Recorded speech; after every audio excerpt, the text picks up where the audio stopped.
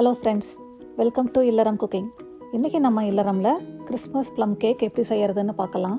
அதுக்கு முன்னாடி நீங்கள் இது வரைக்கும் இல்லறம் குக்கிங் சேனலை சப்ஸ்கிரைப் பண்ணலன்னா சப்ஸ்கிரைப் பண்ணி வச்சுக்கோங்க. கூடவே பக்கத்தில் இருக்க பெல் பட்டனையும் மறக்காமல் கிளிக் பண்ணி வச்சுக்கோங்க. இந்த கேக் செய்கிறதுக்கு முதல்ல கேரமல் பண்ணணும். அதுக்கு ஒரு பேனை சூடு பண்ணிவிட்டு 1/2 கப் சுகர் சேர்த்திக்கோங்க. இது லோ ஃப்ளேமில் வச்சுட்டு லைட்டாக மிக்ஸ் பண்ணி விட்டுட்டே இருங்க. இது செய்யும்போது பக்கத்துலேயே இருந்து செஞ்சுக்கோங்க. இது சீக்கிரமாகவே கலர் மாறிடும், அப்புறம் ரொம்ப தீஞ்சு போன மாதிரி ஸ்மெல் வந்துடும். மிக்ஸ் பண்ணிகிட்டே இருக்கும்போது பார்த்திங்கன்னா இந்த மாதிரி லைட்டாக மெல்ட் ஆகிட்டு ப்ரௌன் கலரில் ஆகிட்டு வரும். இது கொதிக்க ஆரம்பிக்கிற டைமில் ஸ்டவ் ஆஃப் பண்ணிவிட்டு 1/4 கப் தண்ணி சேர்த்துங்க. தண்ணி சேர்த்தினதும் இது கெட்டியாகிடும். மறுபடியும் ஸ்டவ்வை ஆன் பண்ணிவிட்டு இது கரையிற வரைக்கும் மறுபடியும் மிக்ஸ் பண்ணி விட்டுட்டே இருங்க. ஸ்டவ்வு லோ ஃப்ளேம்லேயே வச்சு பண்ணுங்கள். இது சீக்கிரமாகவே கருகிடும். கருகிடுச்சுன்னா கேக்லேயும் உங்களுக்கு அந்த கருகின ஸ்மெல் வந்துடும். இப்போ பார்த்தீங்கன்னா இது நல்லா மெல்ட் ஆகிடுச்சு. இப்போ இதை தனியாக எடுத்து வச்சுட்டு இது ஆறட்டும். அடுத்தது ஒரு பவுலில் 3 டேபிள் ஸ்பூன் அளவுக்கு மைதா மாவு சேர்த்திக்கோங்க. அடுத்தது 1/2 கப் அளவுக்கு உடைச்ச முந்திரி பருப்பையும் சேர்த்திக்கோங்க. கூடவே 1/4 கப் அளவுக்கு காஞ்ச திராட்சை, 1/4 கப் அளவு துண்டு துண்டாக நறுக்கின பேரிச்சம்பழம், கடைசியாக 1/2 கப் அளவுக்கு டியூட்டி ஃப்ரூட்டி. இந்த டியூட்டி ஃப்ரூட்டி வீட்டிலே எப்படி பண்ணுறதுன்னு நான் ஏற்கனவே ஒரு வீடியோ போட்டிருக்கேன். அதனோட லிங்க் நான் டிஸ்கிரிப்ஷன் பாக்ஸில் கொடுக்குறேன். உங்களுக்கு தேவைப்பட்டால் செக் பண்ணிக்கோங்க. இது எல்லாத்தையுமே நல்லா இந்த மாவில் நல்லா கோட் ஆகிற மாதிரி மிக்ஸ் பண்ணி வச்சுக்கோங்க. இதை நல்லா மிக்ஸ் பண்ணிவிட்டு ஓரமாக எடுத்து வச்சுருங்க. அடுத்தது இன்னொரு பவுலில் 1 கப் அளவுக்கு மைதா மாவை சேர்த்திக்கோங்க. அடுத்தது 1 டீஸ்பூன் பேக்கிங் பவுடர், 1 சிட்டிகை உப்பு, 1/2 டீஸ்பூன் பட்டை பவுடரும் 1/4 டீஸ்பூன் லவங்க பவுடரும் சேர்த்துட்டு இதை நல்லா மிக்ஸ் பண்ணி எடுத்து வச்சுருங்க. அடுத்தது ஒரு பவுலில் 3/4 கப் அளவுக்கு பட்டர் சேர்த்திக்கோங்க. பட்டர் நல்லா சாஃப்டாக ரூம் டெம்பரேச்சர் பதத்தில் இருக்கணும். கூடவே 3/4 கப் அளவுக்கு சுகரும் சேர்த்திட்டு இது நல்லா சாஃப்டாக ஆகிற வரைக்கும் பீட் பண்ணிக்கணும். எலக்ட்ரிக் பீட்டரில் பீட் பண்ணிங்கன்னா ஒரு 5 நிமிஷம் பீட் பண்ணிங்கன்னா போதும். ஹேண்ட் பீட்டரில் பீட் பண்ணிங்கன்னா ஒரு 10லேருந்து 15 நிமிஷம் வரைக்கும் பீட் பண்ணிக்கோங்க. அப்போ தான் பட்டர் நல்லா இந்த மாதிரி நல்லா சாஃப்டாக இருக்கும். பட்டர் நல்லா சாஃப்டாக இந்த அளவுக்கு பீட் பண்ணதுக்கப்புறமா இதில் 1 டீஸ்பூன் அளவுக்கு வெனிலா எசன்ஸ் சேர்த்திட்டு மறுபடியும் இதை நல்லா கையாலேயே மிக்ஸ் பண்ணி விட்டுடுங்க.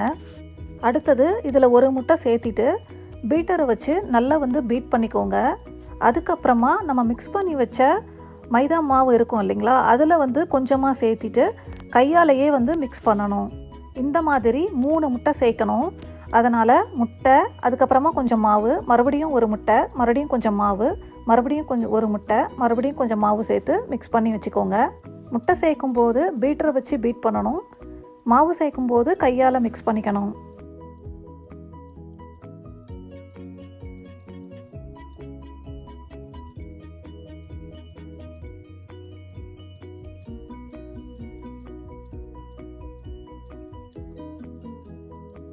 இந்த மாதிரி 3 முட்டையும் மிக்ஸ் பண்ணதுக்கப்புறமா நம்ம ஏற்கனவே ரெடி பண்ணி வச்ச கேரமல்லையும் இதில் சேர்த்திருங்க. அடுத்தது நம்ம மிக்ஸ் பண்ணி வச்சுருந்த ஃப்ரூட்ஸ் அண்ட் நட்ஸையும் இதில் சேர்த்திட்டு இதை ஸ்லோவாக மிக்ஸ் பண்ணி விடணும். இப்போது கேக் பேட்டர் ரெடி ஆகிடுச்சு. இப்போது கேக் பேனில் எல்லா பக்கமும் ஆயில் அப்படி இல்லைன்னா பட்டரை அப்ளை பண்ணிவிடுங்க. பட்டர் அப்ளை பண்ணதும் உங்ககிட்ட பட்டர் ஷீட் இருந்ததுன்னா பாட்டமில் ஒரு லேயர் பட்டர் ஷீட் போட்டுக்கலாம். அப்படி இல்லைன்னா நீங்கள் மைதா மாவையே கொஞ்சமாக தூவி விட்டுட்டு தட்டி விட்டுடுங்க.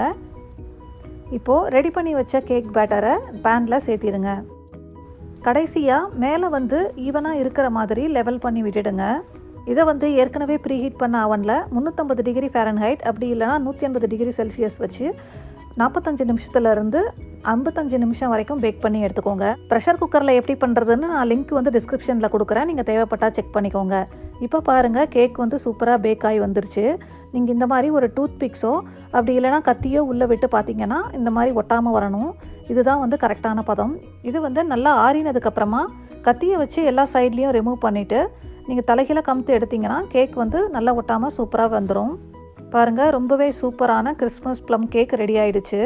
இப்போது உங்களுக்கு வேணுங்கிற சைஸில் இந்த மாதிரி கட் பண்ணி எடுத்துக்கோங்க. இது கட் பண்ணும்போதே தெரியுது ரொம்ப நல்லா சாஃப்டாக வந்திருக்கு. நீங்களும் இதே மாதிரி இதே அளவுகளோட இந்த ப்ளம் கேக்கை இந்த கிறிஸ்மஸ்க்கு உங்கள் வீட்டில் செஞ்சு பார்த்துட்டு என்ஜாய் பண்ணுங்கள். உங்களுக்கு இந்த வீடியோ பிடிச்சிருந்ததுன்னா லைக் பண்ணுங்கள், உங்களுக்கு தெரிஞ்சவங்களுக்கு ஷேர் பண்ணுங்கள். மறக்காமல் இல்லறம் குக்கிங் சேனலுக்கு சப்ஸ்கிரைப் பண்ணுங்கள். தேங்க்யூ.